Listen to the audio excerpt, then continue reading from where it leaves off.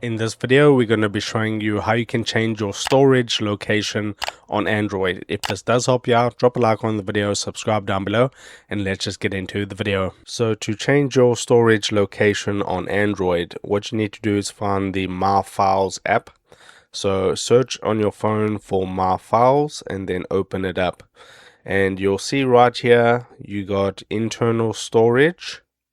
And if you have an external storage connected, it will show you. So if I go back, I got internal storage, and then here you can see external storage.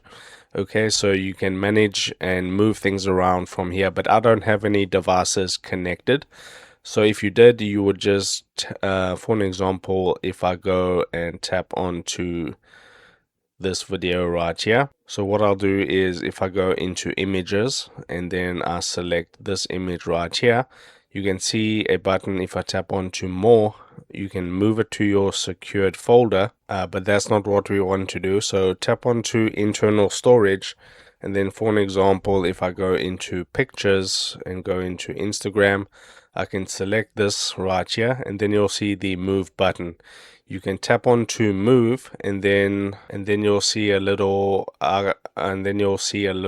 folder icon at the top. You can hit that plus or create a new folder, or you can select where to move it to. So since I only have internal storage, I can only move it inside my internal storage. But if you have an external storage device connected, you'll see it listed there at the top, and you'll be able to select that. And then you can tap on move there, and then you'll be able to do that.